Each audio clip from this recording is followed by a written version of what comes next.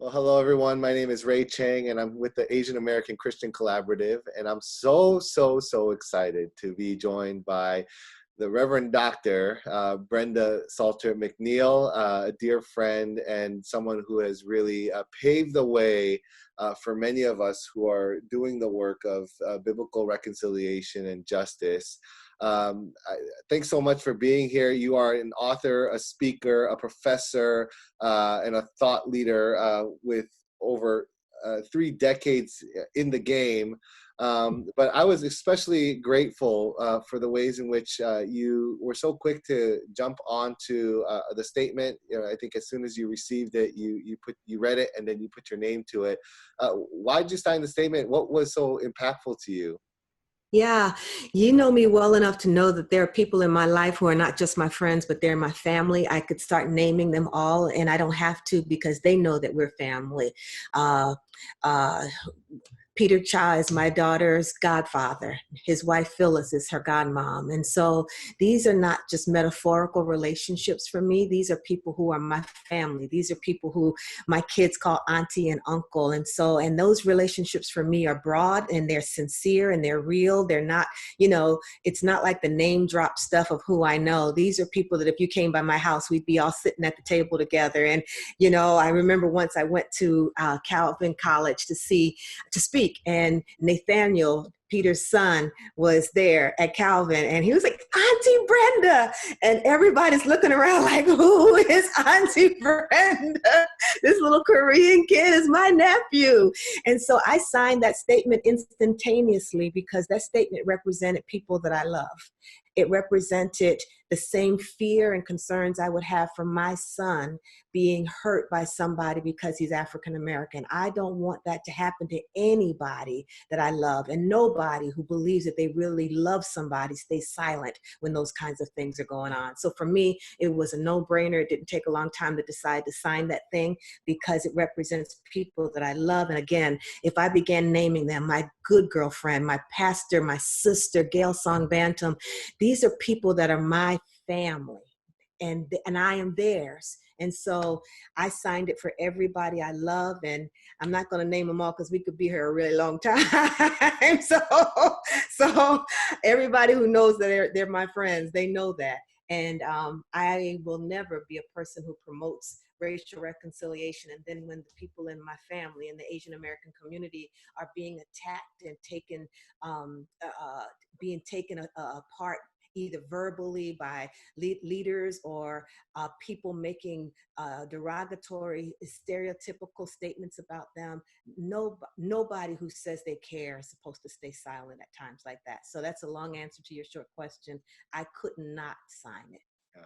And as you say, amen. No, I'm so grateful. You've been in this work for, especially work surrounding diversity, reconciliation, justice, and unity for quite some time now.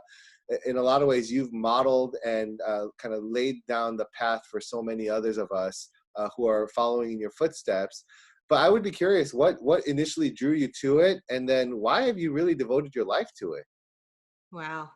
Hey, be careful if you give God your life, right? Be careful, because if you tell God yes and you give God your life, it's not like, really, we sing those songs like, my life is not my own, to you I belong, I give myself away. Don't sing that song if you don't mean it, because our lives don't belong to us. I thought that I went to seminary to simply learn how to preach. I wasn't quite sure what the ministry was going to look like. I didn't feel like I was called to the full-time pastorate, and I just knew that I had a preaching gift on my life and I wanted to be responsible with it. I did an internship at Occidental College, which was kind of serendipitous or sovereign because I became a Christian as a college student.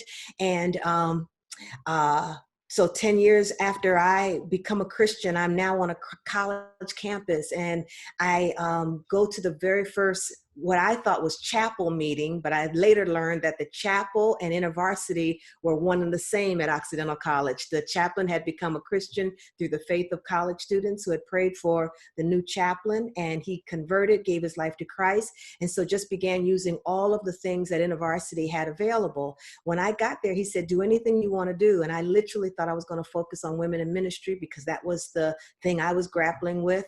And I walked into that chapel and there were 200 college students and only two people of color, two students of color. And I said to myself, where are the students of color here? Because just like I was on a college campus in my dorm room praying to receive Christ, there's some students here that don't come to InterVarsity, but they are seeking out God too. So that one question led me to the work of reconciliation, and 30 years later, I'm still doing it. That's so good.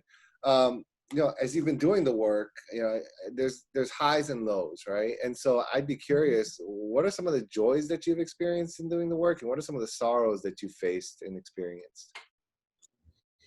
The joys, I've had many and I still have many.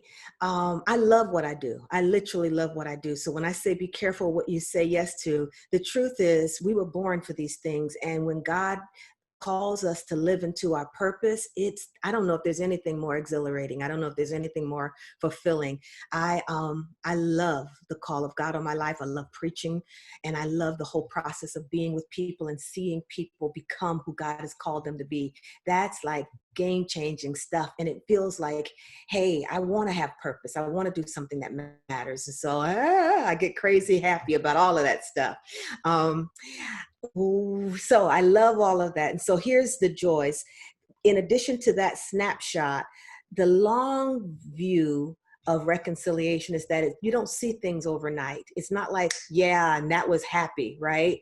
It's like looking back over my life and seeing people who were college students at Occidental College or InterVarsity students who are now leading ministries of their own, planting churches that have a heart for justice and reconciliation. And they are multiracial, multicultural, anti-racist communities of faith all around the country. And when they call me like Mama Brenda, woohoo, that's joy. That's joy for me. I'm like, hey, just to think that I had anything to do with you becoming who you are. When I read their books now, and I could just start naming all of them, and you all know who you are, so just know that I'm talking about you. But when I see you and I see what you've become and what you're doing and how you're living so faithfully for the kingdom of God in all different kinds of ways, all over the country and some around the world, that makes me want to stand up straight and thank God that I ever had anything to do with the work of reconciliation and what it's produced in people's lives. That's the joy. It's the fruit, and the fruit that keeps bearing fruit. The hard parts are it's the complicity, the ongoing complicity of the church with injustice. I used to really wonder, how could people go to church and then be a part of a lynching afterwards? How do you do that? What is it that allows you to be a Christ follower and justify that type of brutality and bring your kids to see it? How do you do that? How do you intern a whole group of people and put people in internment camps? There was a Japanese student who went to Seattle Pacific University, where I'm now a professor, and someone did a diversity timeline of our university. I was nowhere near that campus at the time, but when I stopped at her name and saw her story, she was interned in a camp not far from Seattle, Washington, in a place called Puyallup. And that place is now a fairground where we have like activities, but they called that internment camp Camp Harmony. He just really, and as I read the story about her life, she was allowed to leave that internment camp to come to her graduation and then went back to that internment camp. See, I don't know how Christians let that happen.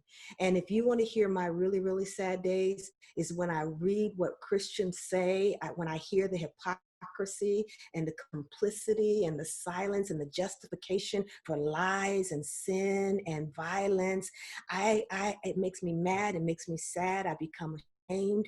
I love God. I love God's people, and it hurts me to the bottom of my heart to see us be less than what God called us to be. So that's what hurts the most. Yeah, just hearing it, I could feel the pain in your voice, and I could hear the pain in your voice.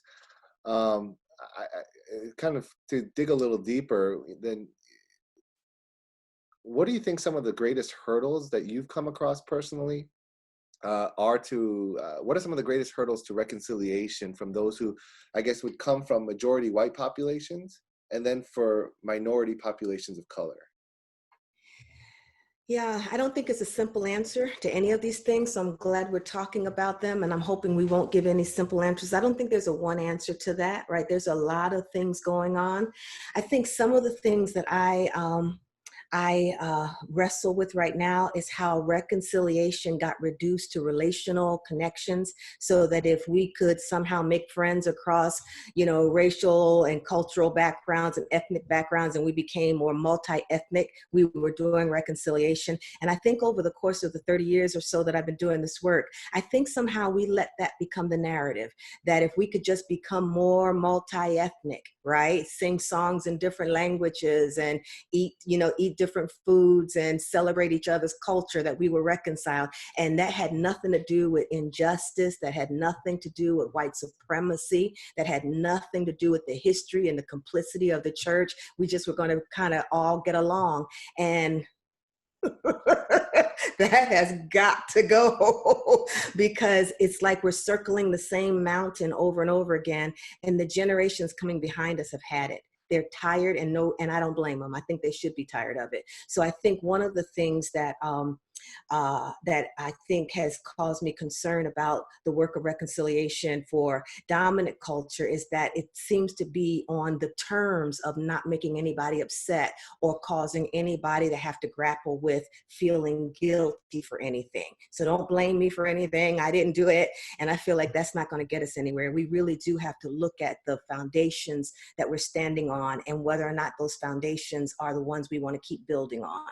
And so I can't help but talk about what happened and how we got here. There's an African concept called Sankofa, and Sankofa is this whole notion, as you well know, of looking back to move forward. And so anybody who says stuff like, hey, I don't want to keep talking about what happened then, I feel like we're never going to get this right if we don't tell the truth of where we actually came from. So people who resist the truth of looking to our history and asking ourselves really hard questions about how we created this kind of society where there's so much inequity and lack of distribution of wealth and resources, and why right now in COVID-19, certain people are getting more sick and dying and other people can't find a test. That stuff has got to be talked about. It's not just the survival of the fittest. Something's going on systemically, and I think we've got to talk about that kind of stuff. And if I can be real honest, another thing I want to say is that among people of color, two things I think have happened. One is that we've talked so much about reconciliation, trying to get white Americans or dominant culture folks to somehow wake up and stop and being, kind of get it. Don't you see what's happening? Please listen. And I think that conversation has got to stop. It can't just be a conversation about trying to convince white people to change, though there is for sure work to be done there. And white supremacy, not white people, but white supremacy has got to be discussed. And we've got to deconstruct what that all means for us. But I don't think that as people of color, that has to be the only conversation we have. I think we have to have conversations amongst ourselves about the places that we have not wrestled with. Like when you said to me, why did you sign that statement so quickly? I see myself as connected to the Asian American community because I've cultivated this heart of reconciliation that believes that we're interconnected, but not all people of color think that way. To be real honest, and this is going to sting a little bit, I've had Asian American friends who felt like when we start talking about this reconciliation stuff, it doesn't include them, that's not their conversation. But this COVID-19 and what's happened and the stereotypical violence and rhetoric should say to all of us, this has to do with everybody. This is not a black and white conversation. Anybody who's opted out of the conversation, I'm hoping that what I can encourage you to do today is say, this includes you too. And if we're silent about it when it happens to another race of people, it's only a matter of time before it gets to us. Amen. Amen. No, that's so good. I love that. Because it's so true what you're saying. I think it was Martin Niemöller who wrote the words. At first, they came for the socialists, and I didn't speak out because I wasn't a socialist. And then they came for the trade unionists, and I did not speak out because I was not a trade unionist. And then they came for the Jews, and I didn't speak out because I was not a Jew. And then they came for me, and then there was no one left to speak for me. And this is a Lutheran pastor during the Nazi regime. And one of the things that he realized is that his silence ultimately led to all of these other groups getting wiped out, so that when he was the only one left, there was no one left to speak out with and for him. And so, Yeah. yeah, certainly, and I think what you're saying is absolutely true. You've talked a little bit about this, but I'd be curious, like, as you've been engaged in the work for several decades now, and you've seen even the broader conversation shift, you've seen kind of the ways that people have responded to it. How has your thinking on the matter actually changed over the years? In what ways have you had to look back and say, okay, I didn't get this right, and then in what ways have you been like, I'm glad I kind of committed to this early on, and then what things have changed throughout the course of your time? Yeah. You know that I've been working real hard on a book that's going to come out. It'll release this year, and I'm really grateful. It took 5 years, and so labor of love, to say the least. And it's on the book of Esther. And I've been living in that book for a long time. I really, literally, Ray, I thought this was going to be the easiest thing I ever wrote, but it was the hardest. And it's this whole notion of speaking truth to power, even if we get in trouble for it. I'm really, truly, by temperament, a nice person. I'm not like a rebel rouser. I'm not a person seeking to go overthrow anybody. I'm a reconciler, for real. It's who I am. For whatever reason, I seem to be made this way. But I think the mistake I made over the course of time was thinking that if I could be non-threatening enough, persuasive enough, biblical enough, theologically rigorous enough, and all that stuff, not angry, right? That if I stayed away from certain kind of hot button topics, and avoided those political things, that somehow I would persuade the larger church. And for me, I was primarily in evangelical circles, that I had no hidden agenda. I wasn't trying to bring in some liberal, socialist, leftist thing, that I was hoping that the church would hear this without me having any hidden motives at all, as a call of Christ on the church to be the ambassadors of reconciliation that we have been called to be. I was working all I had to try to convince people that. So I didn't talk about sexuality. I didn't talk about immigration. I didn't talk about political hot buttons. I didn't talk about abortion. I didn't talk about any of those kinds of things, because I wanted people to know I'm not trying to do anything. We can agree to disagree on different things. I just wanted people to really hear from the bottom of my heart, reconciliation is not an option for the people of God.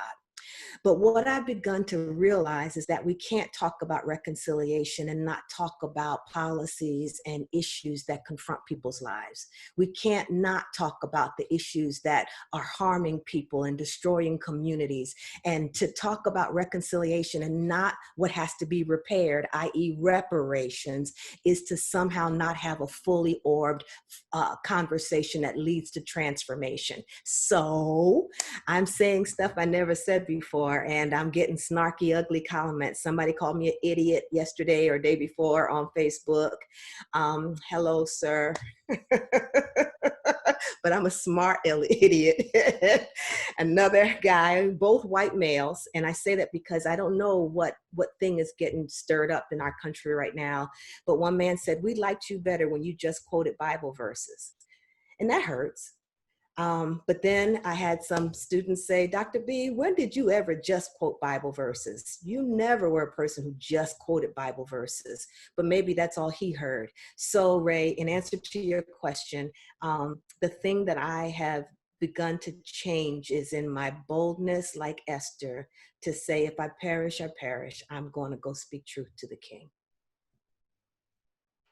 That if I perish, I perish. I'm going to speak truth to the King. There's one of the demographics that we reach are younger people, and they're starting out, in early in their journey on like addressing issues of race and racism.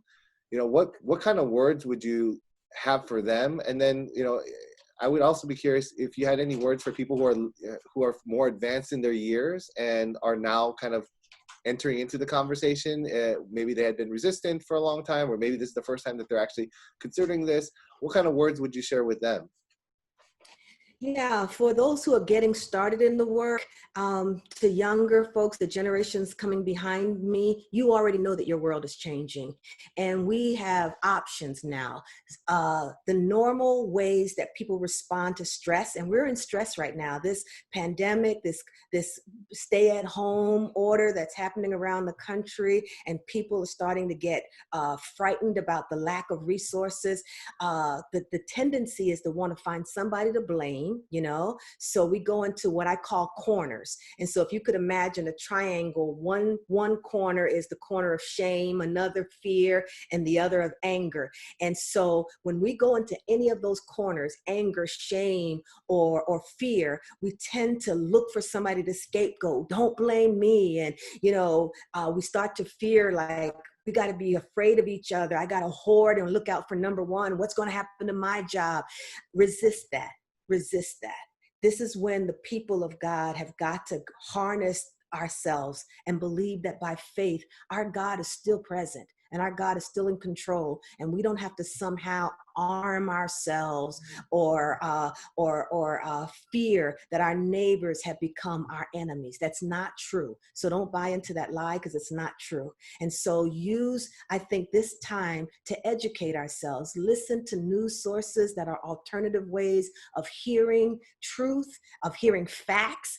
Read books from various perspectives so that your heart and your mind can begin to say, what have I not heard that I need to hear? What would help me to be a global citizen in a way that my church didn't get me ready for? What is it that I can do to hear other stories, hear other perspectives, to understand that somehow I am interconnected with the greater human family? And how do I begin to be a part of that? How do I begin to be a part of the solution and not the problem? Some of the stuff that I see right now is fear-based. And the Bible says, I feel like preaching, God has not given us the spirit of fear, but of power and of love and a sound mind. So young folks, don't buy into the fear stuff going on around us. It's never going to lead to life.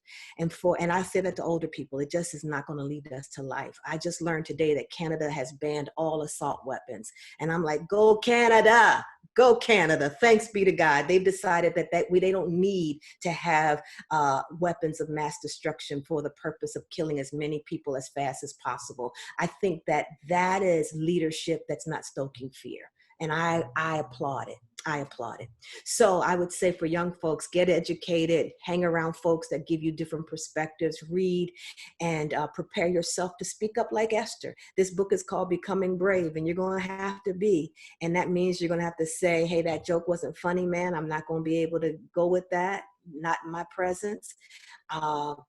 I just had to stop a couple people on my Facebook page who just were being disrespectful to other people. And I asked them to please pull back. They didn't. And so even though I've known them a long time, I had to say that can't happen on my page. And so there are going to be big and small ways that we're all going to have to speak, be our own Esther in the moment of seeing, becoming brave.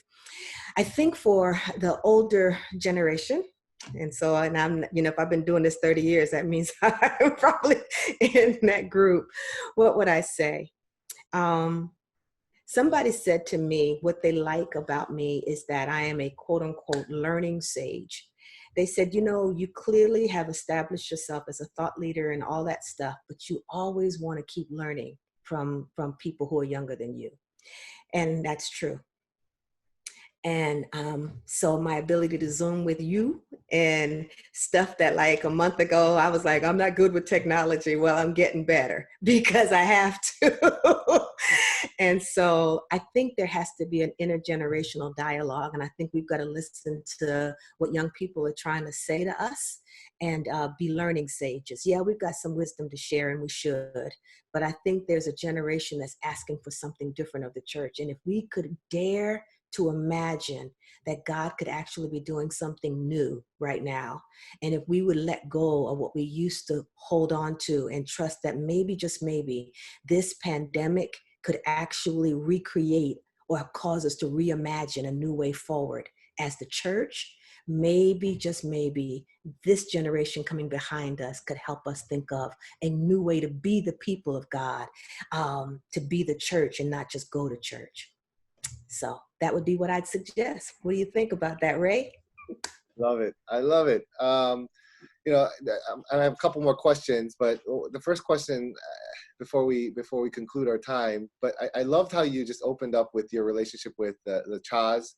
Dr. Peter Cha has been a significant influence in my own life. He's really modeled what a reconciling spirit is for me. In my time at seminary, he's been extremely formative.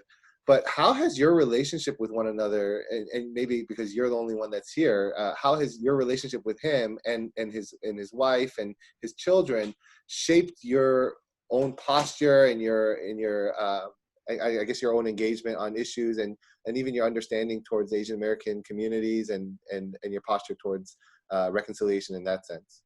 Yeah. I'll tell you a story. This is in, I think, the book I wrote about the woman at the well is called A Credible Witness. And in that book, I talk about engagement, the intentional interaction with people who are different from each other. So I was in a laundromat, and in Chicago, where I used to live, Chi-Town, you're still in my heart, I promise. And I was doing clothes or whatever, and two little kids came into the laundromat. Both of them were white, and the Korean woman who was on duty, because her family owned that laundromat, was by herself that day. And these two kids came and put some money into the soda machine or pop machine, and the soda didn't come down. So you know what kids do when the soda doesn't come down, right? They start shaking the machine and hitting the machine, and the money doesn't come out. But I did see them put the coin in. So when they went over to her, she had like a special thing that could unlock stuff, and she tried it and nothing came out, no money. And so she then turned to those boys and she says, "Why you lying? Why you lying?" So she really laid into them. And I had a stereotypical thought, and I say this not with any pride whatsoever. It just shows how deeply we all breathe in racial smog and have these concepts about people that aren't true unless they're tested somehow. And I thought Korean people are rude. And instantly I thought, okay, Miss Reconciliation, there's nothing, that was a stereotypical thought you just had. And I instantly thought about Phyllis and Peter Cha, two of the kindest, most generous, loving human beings I know, period. And it was my friendship, my connection to people that actually are real in my life that became the counter narrative to a false narrative that had just come out of whatever stereotypical stuff that I had heard somewhere. So I want to say that my friendship with Peter and Phyllis and all the other people in my life helped me to have real human stories, real people with whom I do life that always is able to correct the incorrect narratives that are always floating about whatever race of people that we want to hear about. There's somebody who'll say something about Black people, and hopefully someone will say, "I know Dr. Brenda. That I know her son." I hope that we stop being racial people and that's all people see, without knowing people at the deeper senses of who we are, where there's real life that is able to give us a true narrative that is always our point of reference. I've got so many beautiful points of reference, you included, Ray, that allow me to have all kinds of stories about all kinds of people. I am grateful that I can speak Spanish a little bit, and I got a little Korean under my belt, but every time I expand my world with the people who come into it, I'm better for it. That's what the Chas have done for me and everybody else who's my friend from another culture. And I trust that that's what I'm doing in their life as well. I believe that this is the way it's supposed to be. I think that God has made it that we need each other. And when we don't have each other, we're impoverished. Oh, that's so beautiful. Like one of the earlier pieces that we were talking about, is the ways that people can deeply influence and shape the people that we become. Mhm. But on the other hand, you also kind of mentioned that sometimes we reduce reconciliation to relationships, right? And so how do you navigate this tension between being the people that come to mind, when other circumstances come to emerge, and then actually addressing systemic realities? How do you navigate that tension, and what are ways that we are called to step into systemic and structural pieces? Yeah, that's a great question because it does sound like the stories we tell are all relational stories. And so how does that translate into, okay, systemic injustice? You know, that story in the Bible when Naomi and Ruth said, your people will be my people and your God my God. That sense that, hey, I am so connected to you now relationally that your concerns are my concerns, your burdens are my burdens, what happens to you happens to me. So when someone is really moving toward reconciliation, yes, there's a part of it that's relational, but that's relational part has got to now connect itself to systemic social political engagement. It has to say, and I tend to tell stories, and so I'll finish that sentence and then I'll tell you a story. It has to say, I love you and care for you enough. You have become, and who you represent have become important enough to me that what happens to you is like it's happening to me. So that means that if I would not want my children to drink lead poisoned water, when I hear that kids in Flint, Michigan are drinking lead poisoned water, no matter who I am, I become enraged because I know that those children are going to have real ramifications some years from now. And I would be as devastated to learn that my kids were drinking lead poisoned water. And because I'm concerned about what would happen to my kids, I'm concerned about what would happen to your kids. It's that kind of a mindset that says that. So here's the story. My aunt was a domestic for her entire life. She lived in Savannah, Georgia, which is where my mom is from. And that white family loved my aunt. I believe that. They gave her things from her home. The kids are grown. One is a lawyer, I think. I forget what the other two are, but I know that they still will speak of her fondly, like the woman who helped to raise them, right? So I don't question their love or sincerity relationally, but never once did anyone wonder why my aunt was a domestic for her whole life. Ray, what she wanted to be was a nurse. But because she grew up in the segregated South, she was not able to go to college and she couldn't go to nursing school. So she took the job and did it with excellence that was given to her. But to love her would also need to say, I wonder why this woman can't ride the bus with other people. I wonder why this woman never went to school. I wonder why. Those are the questions that take relational stuff past superficial relationships down to the deeper level of, what did you want to be? We're so glad that you take good care of our kids, but what did you want to do with your life? Was it this, or did you want to be something else? I just wonder.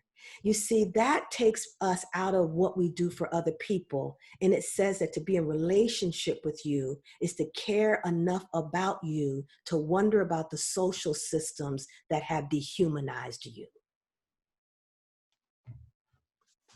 Pause for effect there. That was good. That was powerful. And the last question I have actually is an extension of what some of the things that you're sharing, but the Black and Asian community have mixed experiences, right? And a part of that is due to the racial supremacy of whiteness, where we are pitted against each other and we are triangulated through a white dominant framework. But also because we've had real experiences within our communities that have caused each other pain. Um, what are some practical ways you would love to see us work together? How can we work together? How can we move forward together? What do we need to reconcile with one another? How do our communities, what do our communities need to do to reconcile with each other? What is something that you would encourage us to do as we move forward? Yeah. The real answer is I don't know. And I say that with humility. And I say it with humility because complex questions require complex answers. And so I'm very grateful that you're just asking the question, because I think it begins with telling the truth. The truth is there has been hurt and estrangement between the communities. There has been a white kind of narrative that says, and I've heard Asian friends say, you can marry anybody, but definitely not a Black person. That stuff has got to be interrogated. We have got to hear the narratives that we've both been told that make certain people more frightening to us. It's seen as a demotion of humanity to connect yourself to another person. All of that has got to be discussed. The fear that we have in the Black community that shops come up in the community and somehow are disenfranchising us or taking away opportunities. Real conversations about real issues are going to have to be had, and it's not going to be an easy way forward. And so maybe those of us who have the capacity to bring listening circles together, healing circles together, where we host these smaller but honest conversations around how we think of ourselves as interconnected and how we could be stronger together than divided, how we start to interrogate and redefine the negative narratives that we've heard about each other, so that the stereotypical stuff that came in my head in that laundromat cannot remain there, because I have places that I get a chance to deconstruct what was told to me. And I think the same has to be true in the Asian American community as well. And so it's not going to be quick or easy, and it's not going to be a wave of a magic wand. It's going to take the work of deciding that that work is important to do. I think to just make up our minds that to do that work is work that is worthy of reconciliation, that could be a very good start. To decide that without any white person in the conversation, this is a conversation that African Americans and Asian Americans could begin to have for the sake of our futures moving forward. That's so good. One of the things I often encourage Asian American friends who are moving to a new area is if they choose not to go to, I'd say, well, if you don't go to an Asian American church, don't automatically go to a white church. Try going to a Black church, right? Because of our whole complicity and racism, a lot of the times we're much more comfortable in white settings than in Black settings. And I said, let's be a part of the solution in healing the racial wounds and the racial divides, and submit under Black leadership and see what that's like. And I say the same thing to my Black friends that go and move and they're like looking for a new church. I say, if you don't go to a Black church, for whatever reason, oftentimes it's survival and community, you know, try to go to an Asian or Latino church and experience that, experience community in a new way there, because I think it's much more, as like some of the data shows, there is tendencies for both groups to feel much more comfortable within white spaces. I'm so grateful for the time that we've been able to spend. Is there anything that you'd like to leave our listeners with, those who have tuned in? Any final thoughts?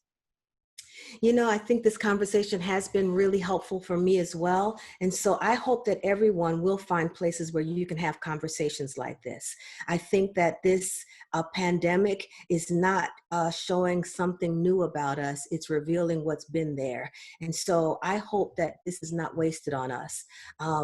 There's a scripture that I hear in my soul, and I've been hearing it for some time now. New wine demands new wineskins. And I think it's a possibility that this could be a chance for us to have a shift and create new ways forward. And if that comes out of this very difficult time in which we find ourselves, it won't have been wasted on us. So that's my prayer for all of us moving forward. Let's see if we can't reimagine a new way to be and use this as an opportunity to begin to do it. That's beautiful. How can people stay in touch with you? What's your Twitter handle? How do they find you on social media, website, or anything else? Yeah. Hey, I'm at Dr. Brenda Salter McNeil on Facebook. If you just kind of put my name in there, it'll come up. But Dr. Brenda Salter McNeil, I'd love you to follow me and see what things I'm trying to say, the way I'm trying to build a reconciliation community online. On Twitter, I'm Rev. Brenda.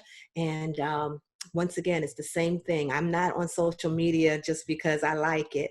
I'm out there because I want to be not just a person that you hear speak someplace, but a person who's on an ongoing journey with other people in my tribe who really care about reconciliation. So if that's you, check me out, and I will let you know that I see you. So uh, thanks be to God.